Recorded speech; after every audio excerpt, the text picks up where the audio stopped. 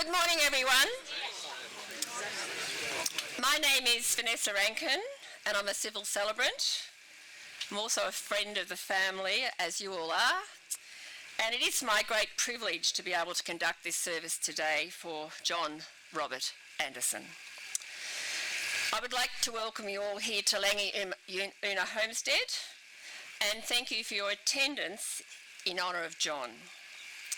I also welcome those people live streaming, and thank you for joining us today. This service is to commemorate and celebrate John's life and acknowledge his impact and influence on ourselves, on his family, and the general community. And we're here to give thanks for John's life. There are many of you here today who have travelled great distances, and I know your efforts to attend this service, to pay your last respects to John, and to support his family have been appreciated. We are here to acknowledge the passing of John and to extend our deepest sympathy to all who mourn his death. Especially our hearts reach out to Sandy, who's lost her dear father, to Lockie, Angus and Hugh, who have lost their beloved grandfather. We also think of John's wife Di, who sadly passed away not long ago, and their son Duncan, deceased. It is a challenge for us all to honour such a special person in just a few words. Yet we also draw incredible inspiration from John's life. And having known him, a vibrant, loving individual who loved his wife, his family and his friends. All of us have been touched by his zest for the adventures of life and his capacity for affection and friendship. The memories you have of John as a relative or a friend will always be there, and there would be no sorrow in your hearts today if yesterday you had not known the pleasure of John's presence in your life. I would now like to invite John's cousin Rosemary Inglis to come forward to read a poem, and we're having a toast to John.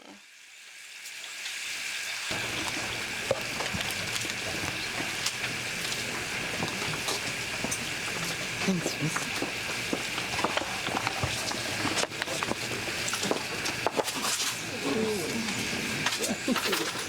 The Glass on the Bar by Henry Lawson, with apologies to Henry. 3 bushmen one morning rode up to an inn, and one of them called for a drink with a grin. They'd only returned from a trip to the north, and eager to greet them, the landlord came forth. He absently poured out a glass of 3 Star, and set it down, that drink, with the rest on the bar.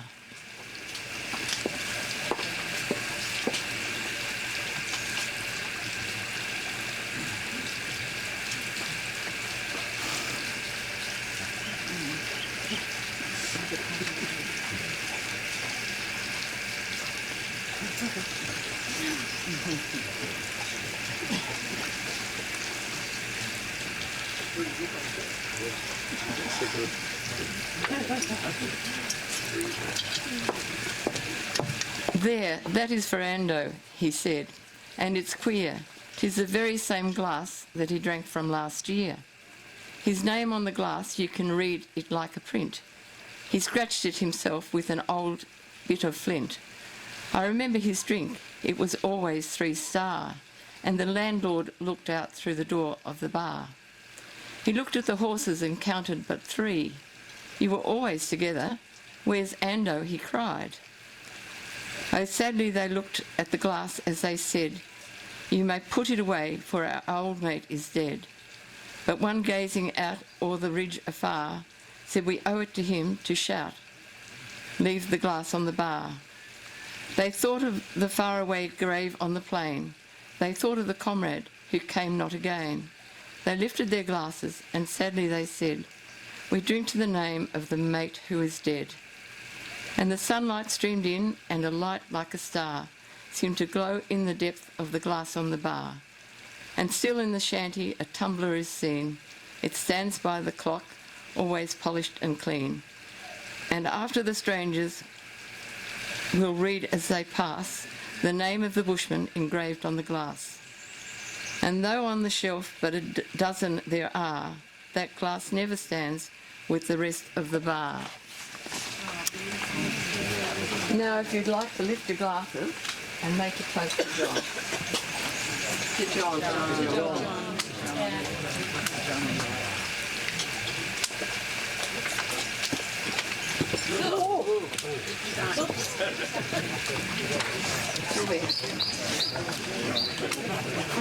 Thank you.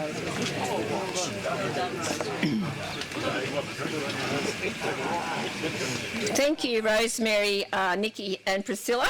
And I'm sure John has stumbled a few glasses in her hands at some time, so it's pretty fitting. Yeah. John's life was a life filled with love. Love for his family, love for his friends, and love for his community. He was an inspirational father and a loving, generous and caring grandfather. His life was full of adventure, compassion, intellect, integrity, sincerity. He cared for others. He loved having fun. He loved living dangerously. He was an individual who loved life and showed us all how to live it to the absolute full. He had a passion for fast cars. He loved all sports, snow skiing, water skiing and golf, and he excelled at them all. He loved other people's company, and he was always interested in what you were doing. He loved entertaining and enjoying a glass of whiskey and a bottle or two of red. But above all, John was a true gentleman, kind and caring. These are just to name a few of his amazing attributes. John lived a great life and had many talents that are an inspiration to us all. He took each of the roles in life seriously, giving them the importance they deserve. And we are here to share thoughts and memories of John and express your love and admiration for him. And now to share some of John's stories, I invite his daughter Sandy to come forward, please.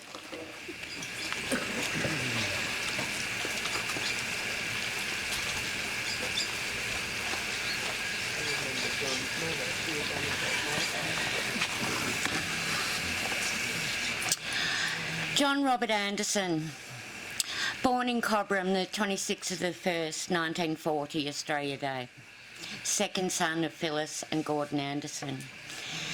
Educated at Cobram Primary School from 1945 to 1957, then Albury Grammar School, Scots, 1948 to 1956.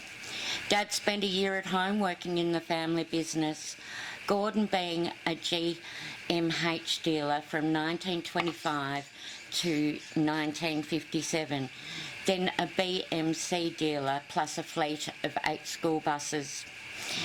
National service was served at Puckapunyal in 1958 as an infantryman. This was one of the greatest experiences of his life. Dad then moved to Melbourne, working at Lanes Motors and Preston Motors, selling cars till December 1961.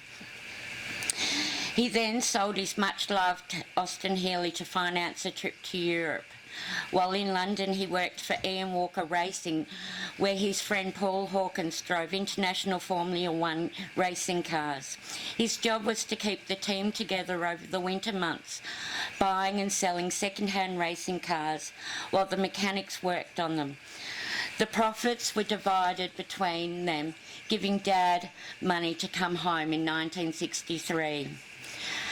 At his cousin Rosemary's 21st birthday party, he re-met Di, who he first met briefly in London. John and Di were married on the 25th of the 3rd, 1965 in Benalla. They had 2 children, Sandy and Duncan. Dad worked with Phyllis in the school bus industry, and in 1965 with brother Ponty, they applied for a Toyota dealership. They built a new car showroom and workshop. This building is now known as the Toy Shop. The dealership proved to be very financial. They sold out of the out of Toyota in 1981 and brought out Ponty and Phyllis's share of Anderson bus lines. Over the years, they built up the business to include V-Line run, charter coaches and more school bus runs. Also, as a side business, they started Cobram Caravans, which included swimming pools and at one stage Weber barbecues. He joined the Bus Proprietors Association, BPA, and was nominated onto the committee, which he served for 27 years with a few years as country chairman. Dad was given a life membership in 2012, of which he felt very, very honoured. After the devastating loss of Duncan in March 1986, they moved to the farm. Farming's a great way of life, which with the bus fleet kept Dad very busy. As in all small country towns, one gets immersed into community. Dad was on the Cobram Primary School Council, a member of the JCs and Tourist and Development Committee with a stint as chairman. Also a member of Cobram Beefsteak and Burgundy Club for many years, enjoying fine tasting and dinners, and awarded life membership in 1999.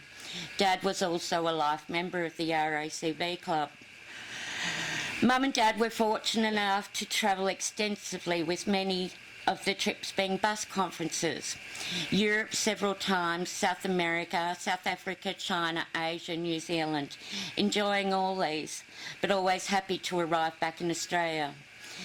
They also saw a vast amount of Australia, including boat trips from Thursday Island to Cairns, Mitchell Plateau to Barooga, down the Kimberley coast, the top end to the Red Centre, Perth and across the Nullarbor, Tasmania and much of New South Wales. Dad also enjoyed his sport, water skiing, snow skiing, which he enjoyed up until 3 years ago, teaching Duncan and I, his grandchildren, but finding it hard to keep up with the boys in the later years. Playing golf, which he played regularly at Cobram Barooga with a great bunch of guys.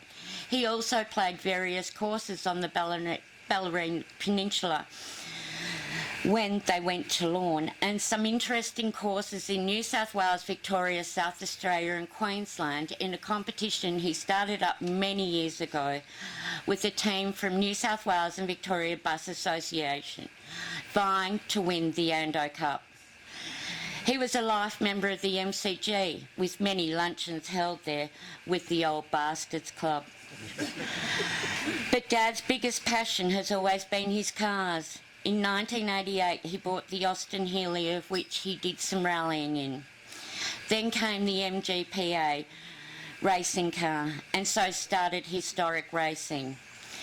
While racing at Sandown, he saw the Cooper Butler, the second car built by Gary Cooper. Dad asked the owner if it ever came onto the market to give him a call. Sometime later, he sold it with trailer to Dad.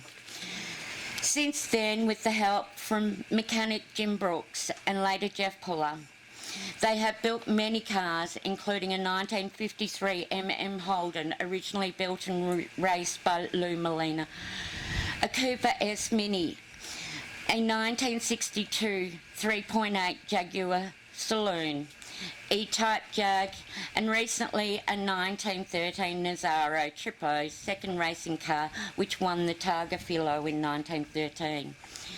Keeping updated on the auction while travelling down the Hume Highway, this gave me some peace from his backseat driving on his way to have a double heart bypass, making the purchase of the Nazaro from his hospital bed.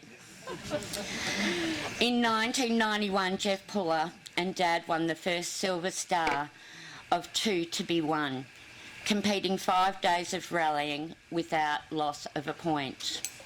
In 1998, he won the Geogam, I think that's how you pronounce it, trophy for the best driver in Class L and S 1950 to 1960 cars in the Cooper, Butler and the MM. In 1995, he entered the Mobile One Round Australia Rally in a Peugeot 203. The 18-day event was very rewarding, winning the class and award for the most the entrant who most epitomised the event. Probably because they went over the cliff the second day. They managed to get the car going again and managed somehow to finish. 3 years later, they entered the event again, but crashed badly, miles from anywhere. Dad was taken by Royal Flying Doctors to Kalgoorlie Hospital with a badly broken arm. Di was not impressed, and round Australia rallies were banned. I'm sure Mum never heard this one. 2003 Adelaide Classic with Tony Roberts. They hit the front page of the Adelaide papers, finishing the last stage of day 3, passing the finishing line, finishing airborne in the Cooperettes, through 2 giant red gums, clipping a farmer's fence, landing 150 metres down the slope of a paddock, plop in the mud, stuck a few metres from a 100-metre cliff. After being craned out, they started day 4 without a hitch. On the 8th of the 11th, 2007, at the RSL in Mulwala, Dad was inducted as a legatee, enjoying his time with the comradeship of the members and helping build up community activities, including Legacy Golf Day, which has been going from strength to strength.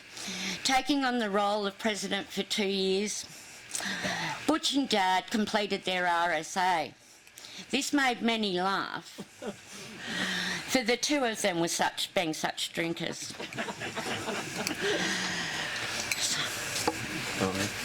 So words from the boys.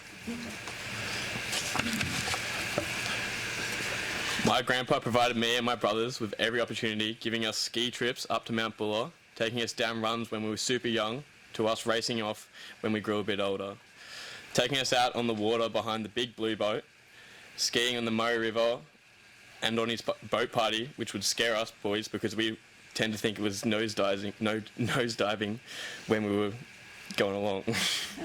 But most of my memories come from his true passion cars, whether he'd be taking me for a ride in the E-Type from Lorne to Geelong just to go to Bunnings so he could pick up some hedge clippers for the hedge, to taking me in for a few laps around the historic car heat in the Grand Prix, in the MM, or going for a ride on the inland track of Lorne in his favourite car, the Austin Healey. Grandpa taught us many life skills and valuable knowledge that will forever be remembered. Dad, you lived every day to the fullest, making every day memorable, with too many stories to tell. Lockie, Angus, Hugh, Grandpa was so proud of you. You all have been amazing. Your support has not gone unnoticed. Locke and I had the privilege to care for Dad over the last 12 weeks, since we were here last. Lockie was amazing, showing so much compassion and love for his grandpa. They were special times. Love you, Dad. May your star shine bright next to Mum and Duncan's.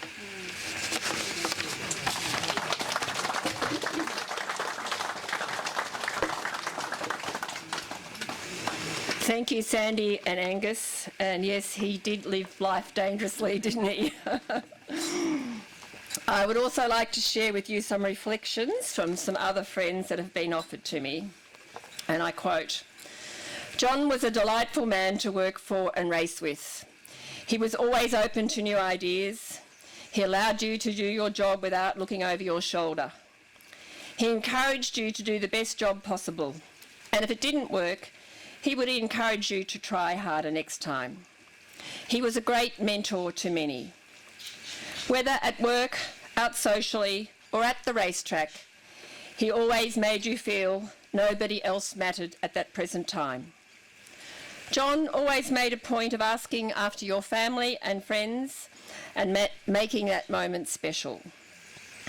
I quote another close friend, "John was an extraordinary man who loved life, his family, and all people. He loved cars, rallying and racing. He loved buses. He loved food and wine, mainly red. He loved snow skiing, water skiing, and golf. He loved people who helped him. He loved a good deal. John made you feel good and that he was pleased to see you. We will miss him. What a great life. Many of us here have been on the receiving end of John and I's hospitality and great company. There have been many stories of ski trips to Mount Buller where John was a very competent skier and would race anyone down the mountain, including taking on Fanny's Finish, the most difficult black run. I think you might have been the only person that went down there with you, were you, Sandy? I know I tried, but it didn't work. He loved to entertain at his lawn beach house, and you would always have a fun time, sharing a great meal and having a drink in your hand, mostly a red, until the wee small hours of the morning. But one of the greatest friendships he shared was with his loyal mates at the toy shop. Nearly every night of the week, from 4 to 5 p.m, the boys would gather. Jeff, Butch, Leo, and anyone else who liked to pop in for a drink, share a story, check out what's under the bonnet, and look at his fine collection of cars, and solve the world's problems. John was quoted as saying, "The boys with the most toys win." So I think you won, John. So I'd now like to invite another friend, Peter Williams, to come forward, and Peter has composed a poem of John.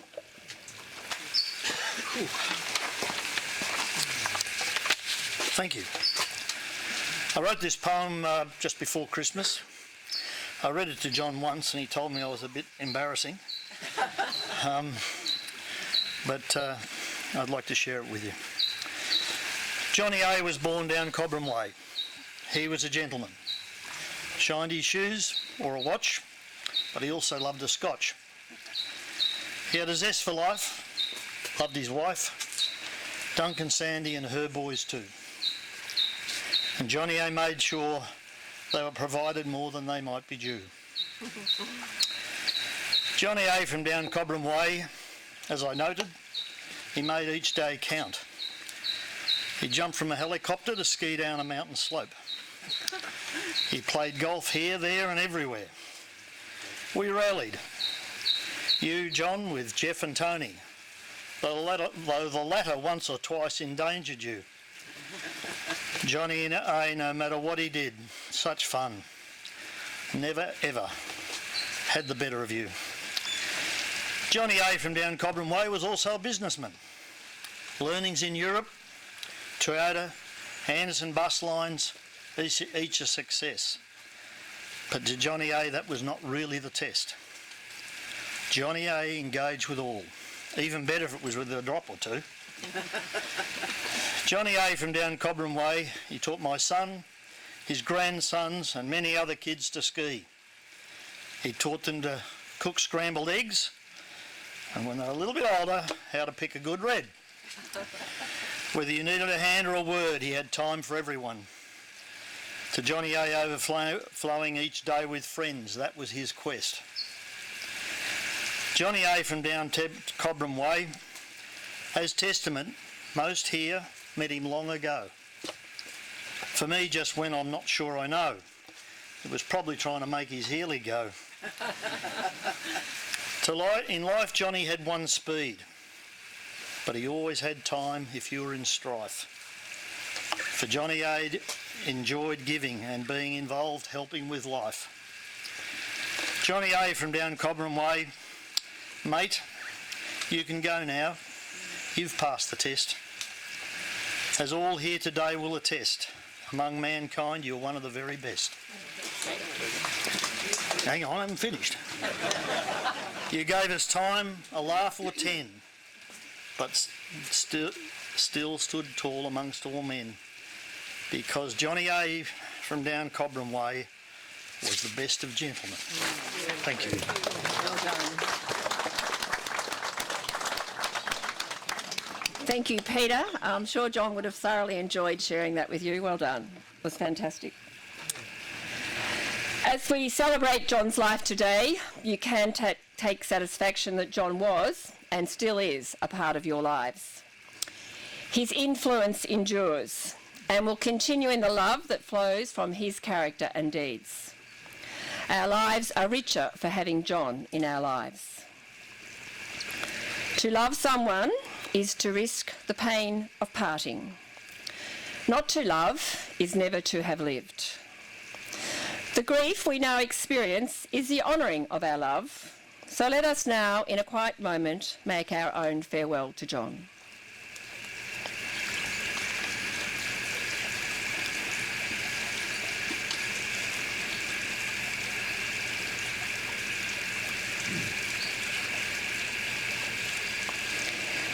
We have been remembering with affection and gratitude the life of John and recalling what a loving, happy, compassionate and great person that he has been. May John's inspiring spirit continue to run free, accompanying us as we keep in our memories forever and inspiring us to live on without him. Following this service, John will have a private cremation and he will be reunited with his beloved wife and son, Duncan. On behalf of Sandy and her family, I would like to thank you all for coming here today and sharing in this celebration of John's life, and invite you to stay on, enjoy some refreshments and your memories of John.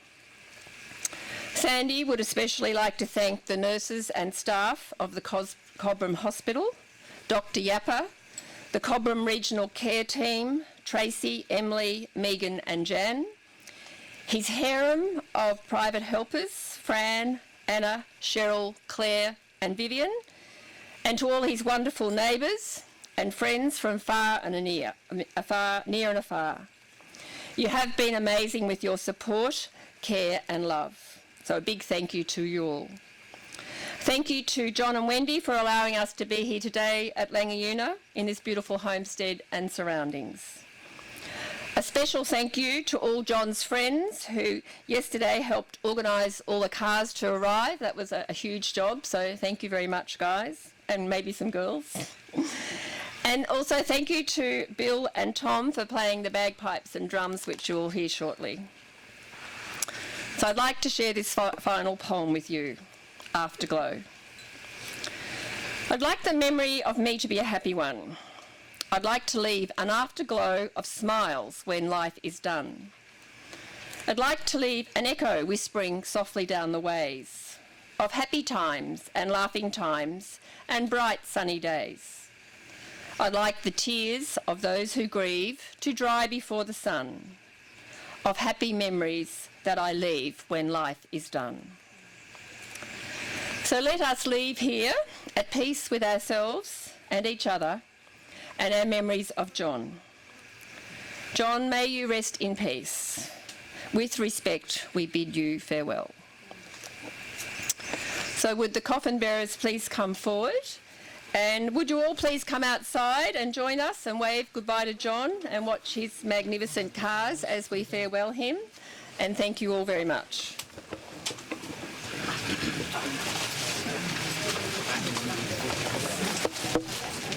I'll move all this.